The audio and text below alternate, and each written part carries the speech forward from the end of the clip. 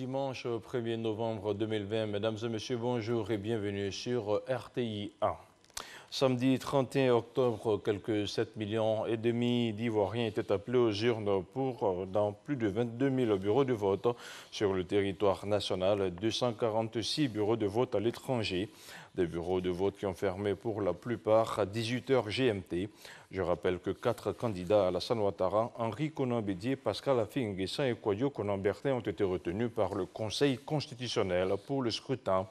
Les premiers résultats de la présidentielle seront proclamés par la Commission électorale indépendante à CEI à partir de ce dimanche 1er novembre au cours de la nuit électorale en direct sur votre chaîne RTI 1. Le dépouillement était en cours samedi soir et même terminé dans plusieurs localités du pays, comme vous pouvez le voir sur ces images. Au lycée classique d'Abidjan, l'opération était en cours il y a quelques heures. Une opération de dépouillement quelque peu suivie par notre reporter Sidonie Davila.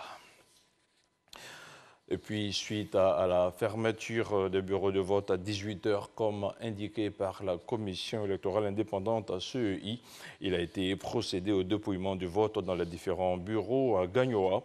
Les résultats sanctionnés par des procès-verbaux en présence des représentants des candidats seront convoyés à la CEI régionale de la région du Gao. Quelques instants plus tôt, le candidat Alassane Ouattara avait voté au lycée Sainte-Marie de Cocody. Le chef de l'État s'est dit heureux d'accomplir son devoir citoyen. Il a saisi l'occasion pour appeler au bon sens des Ivoiriens afin de permettre à la Côte d'Ivoire de poursuivre son progrès dans la paix. On regarde avec Jérôme Kofi Aboulan. J-0 ce samedi 31 octobre 2020, jour de l'élection présidentielle en Côte d'Ivoire. Une autre occasion pour les Ivoiriens de s'offrir un nouveau président de la République. C'est quelques minutes seulement après son arrivée au lycée Sainte-Marie, dans son bureau de vote aux environs de 11h15 que le président de la République, Alassane Ouattara, glisse son bulletin dans l'urne. Son épouse Dominique Ouattara, à ses côtés, lui emboîte aussitôt le pas. En tant que premier citoyen ivoirien, le chef de l'État saisit l'opportunité du vote qu'il vient d'effectuer pour en appeler à la mobilisation de ses concitoyens, leur demandant de se rendre massivement aux urnes dans la perspective d'une élection crédible qui doit permettre à la Côte d'Ivoire de poursuivre son progrès en toute quiétude. Je viens d'accomplir mon devoir civique. Je demande à tous mes concitoyens, épris de paix et de patriotisme, d'aller voter. C'est un jour important pour la démocratie. La démocratie ne peut pas souffrir de changement de texte par rapport à l'évolution de la situation. Moi, je suis heureux de pouvoir faire rentrer mon pays dans la modernité, dans une consolidation de la démocratie. Et je suis certain que les autres élections se passeront également dans de bonnes conditions. J'en appelle à ceux qui ont lancé ces mots d'ordre de désobéissance civile qui ont conduit à des morts d'hommes, qu'ils arrêtent. Qu'ils arrêtent parce que la Côte d'Ivoire a besoin de paix. Ce sont des actes criminels et nous souhaitons que tout ça puisse s'arrêter pour que, après l'élection, le pays continue le progrès qu'il a connu au cours des 9 dernières années.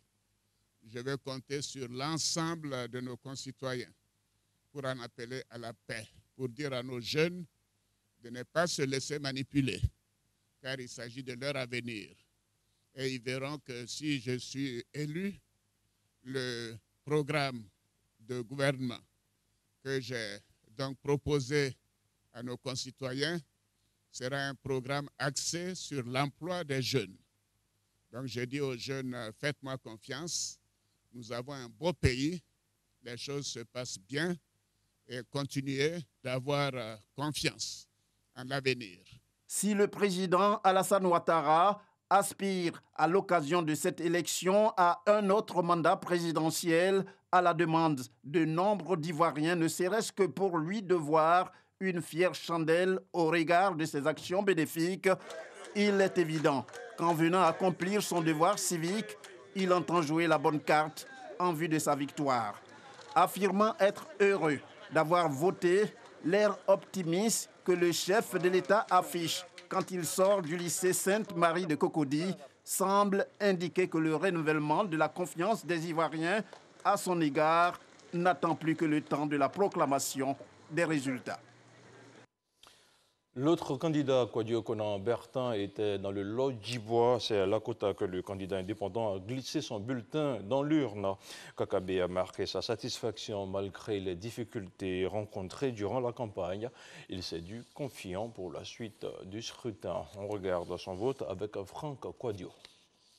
Lakota, il est 11 h. Le candidat Kwadwo Konan-Bertin arrive au lieu de vote. Nous sommes au groupe scolaire ancien dispensaire, au bureau 3.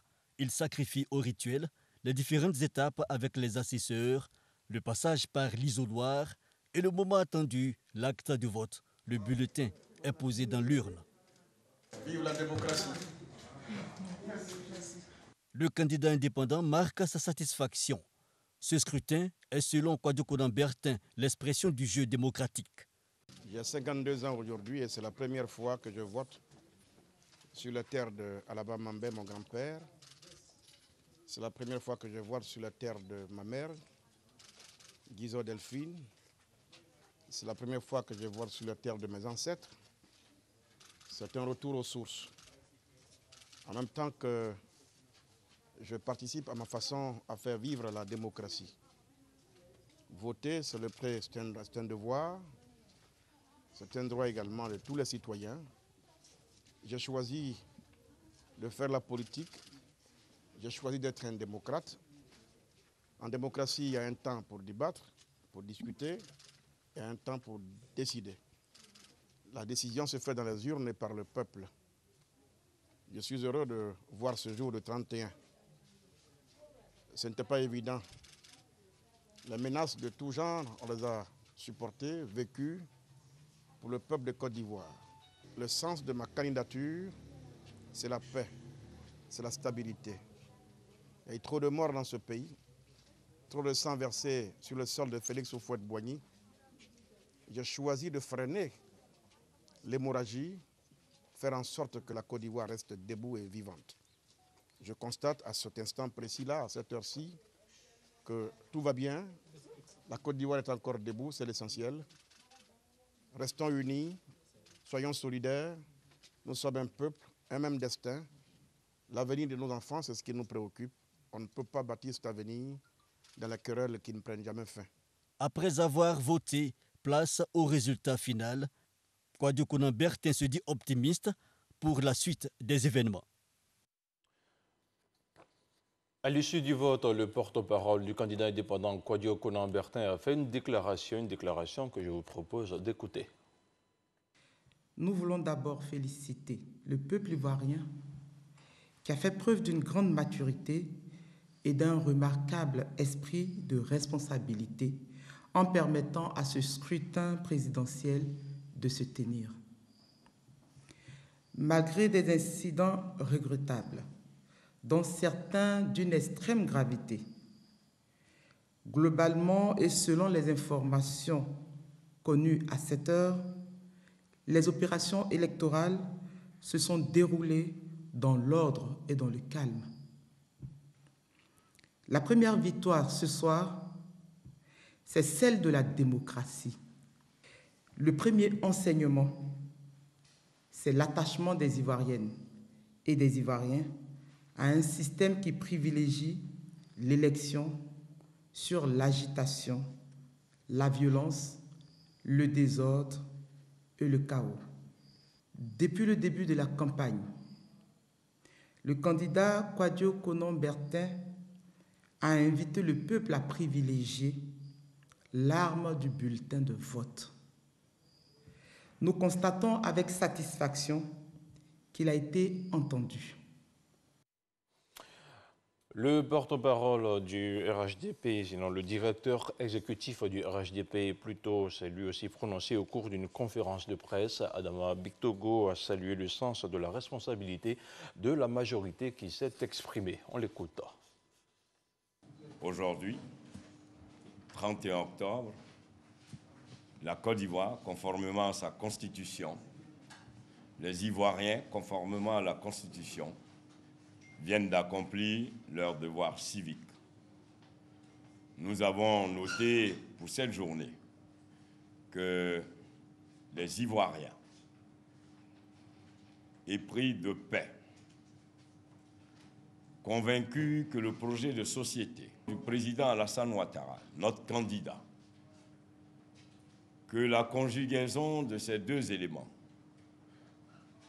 était donc suffisant pour que les Ivoiriens, dans leur grande majorité, s'invitent donc ce jour pour aller donc accomplir leur devoir civique.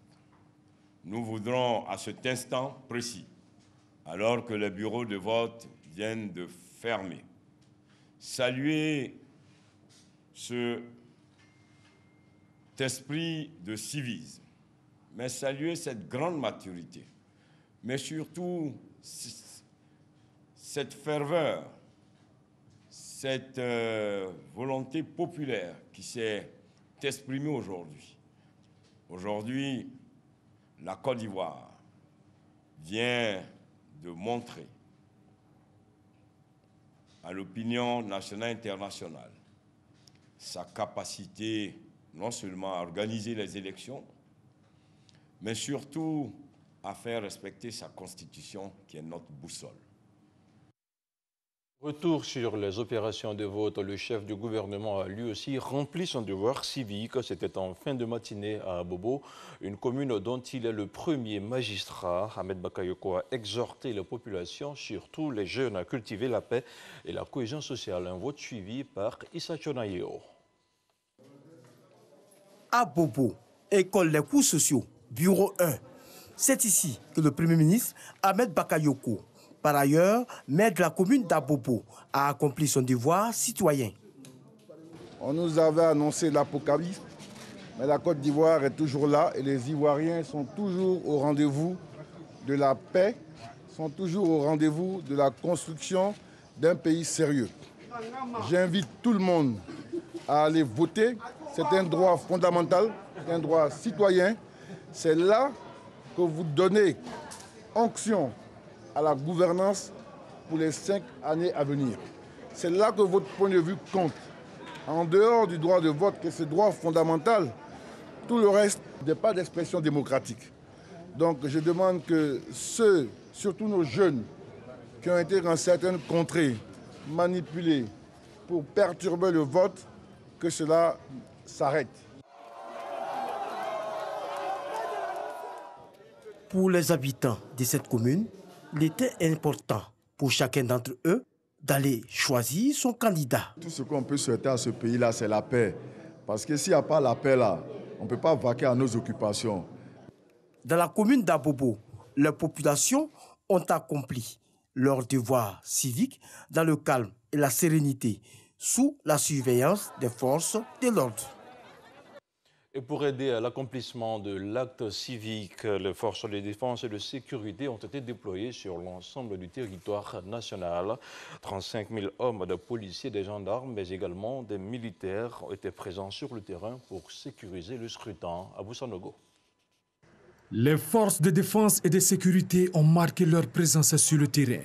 Déployées dans toutes les villes du pays et dans les lieux de vote, elles ont concouru au bon déroulement du scrutin. En effet, les dispositifs de la police, de la gendarmerie et de l'armée ont permis d'affirmer la complémentarité entre ces trois forces.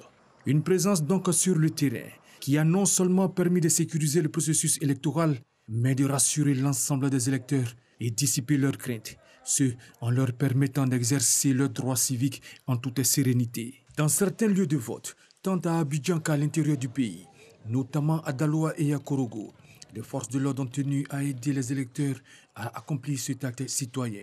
Et ici, dans la commune de Yopougon, plus précisément dans le village de Kouté, des individus qui ont essayé d'empêcher le déroulement du scrutin ont été dispersés. Certains ont été interpellés avec des armes blanches.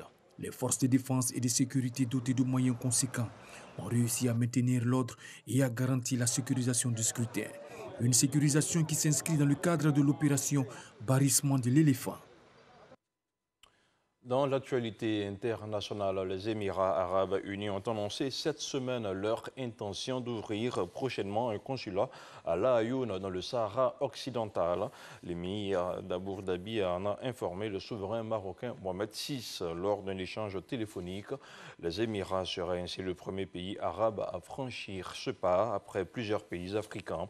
Le Maroc adopte depuis 2019 une diplomatie des consulats pour renforcer son pouvoir sur ces provinces du Sud disputées avec le Polisario depuis 1975, date du départ de l'occupant espagnol.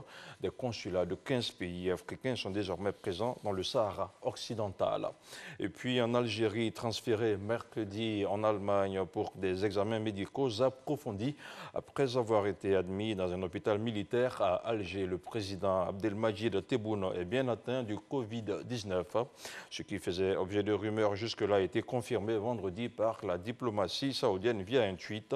Le 24 octobre dernier, le président élu en décembre dernier, à l'issue de la contestation populaire qui a eu raison d'Abdelaziz Bouteflika, s'est isolé volontairement suite à la découverte de cas Covid-19 parmi les cadres supérieurs de la présidence, a réagi Alger.